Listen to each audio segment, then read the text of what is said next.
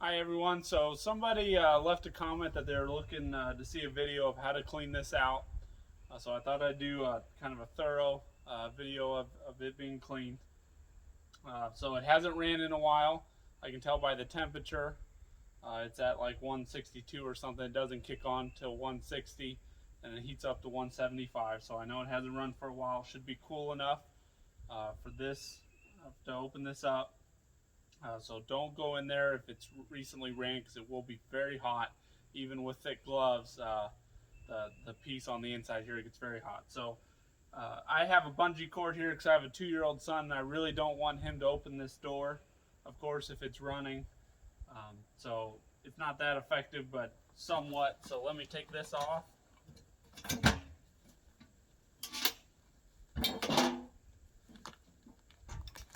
we'll open up inside. So you can see we get a little bit on the door here. That's not much. My recommendation for anyone is to get a wide bucket.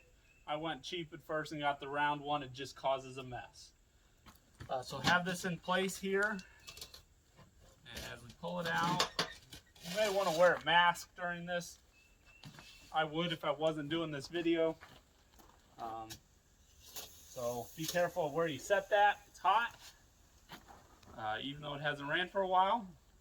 Now we'll take the pole supplied with the stove, just a hoe. Now something to note is I haven't cleaned this out for about 2 weeks. It should be done about every week. I was trying to get my wife, who's holding the camera right now, to video this, but I just didn't get around to doing it last weekend. So as you know, when I open this, there's actually some air coming out because you actually have reverse flow going on in the stove during this time. So we'll clean this out. Why don't you come in here and look in here and you'll see what we're dealing with. I'll go ahead and get this one side here. Got some hot coals in here, but not bad. And we'll just shovel back as far as we can. It goes all the way back to the back of the stove where those turbulators are.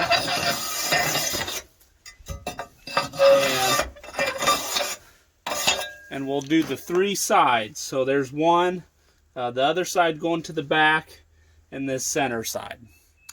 So to save you time, I'll just go ahead and get this done here, then we'll move on to the next step.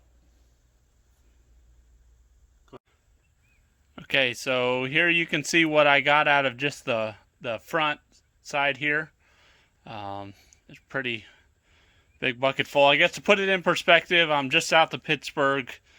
It's hard for me to say how much wood I went through in this time because I'm kind of in a transition period going from one side of my structure to the other. I've been burning oak, so it's about 2 weeks of burning oak. It's been fairly cold here. The highest it's been is mid-30s. With the lows down in the 20s and in the teens. A couple of nights it did go into the single digits, so that's just for perspective. So we'll go ahead and put this thermal barrier back in, close this up, we'll dump this out, then we'll go to the back. Okay, so we're in the back here. At first we're going to take this back cover off. That's just this easy handle here.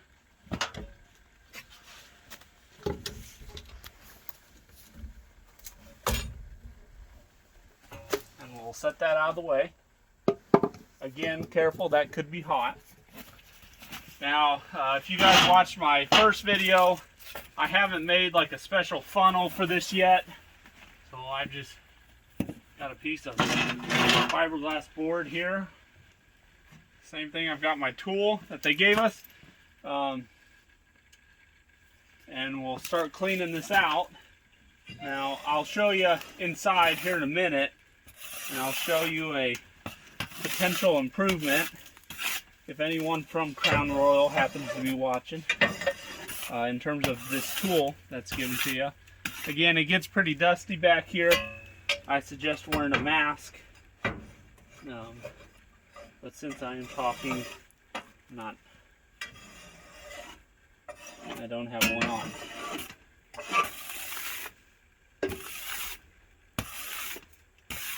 All right, so I will have my wife hand me the phone here, and I'll show you inside. So you can see down in the bottom here is the bottom of the, what I call turbulators. And you can see there is some ash back here. Now with this tool and the hoe head, you obviously can't get under where those turbulators are. I guess you can get under this set here, but not that set. If you go pull the handle, it would reverse them. What might be nice, again, this is for anyone from Crown Royal, is if you made it so if you pulled it halfway where they're both even, and say the other end of the hoe, rather than just being the pole end, was a shorter hoe, so that you could get under all of them. Otherwise, right now, you just kind of reach in the middle, and then from this side here, I kind of reach around and try and get in the corner here, but you can't get it all. So that could just be a little improvement, but honestly, it blows around in there. It's fine. So I will continue to brush this out, and I'll show you what we have in here. Okay, so here, as you can see, is what I got. Not too much, and just using the tool, you can see what I am not really able to get. But again, it's no big deal. If you want to use a shop vac, I'll show you a benefit to using a shop vac in a minute that eventually I may break down and just get one. So that would conclude kind of the normal, what I would call weekly clean out. Another clean out area would be your top here. So we'll open this up, and it's getting kind of full this year. I'll be honest with you, I've only cleaned this out once in the year and a half I've gotten it. I'm probably going to clean it out soon. The thing is, same thing, it's not very easy to clean out up here. You can't brush it out and just, send all the crap everywhere. So this is where a shop vac would be good again to clean this out. So I'll probably get one of those soon. And then the fan, I don't really do much with it, but you can, brush it off, clean this up a little bit. So I'm not going to clean this out right now, but I will, looking at that, probably get to that soon. And one more, or really two more things. So you've got your air flap here, where when the stove turns on and the fan turns on, this flap opens up, the solenoid kicks it up. Now a cotter pin goes through here, I just took it out a second ago, to connect this flap to this pin. So I'm going to take this out. Now you can see where this sits, it gets some creosote around it. And yes, I have been burning dry wood. I will warn you of the creosote where it sits there.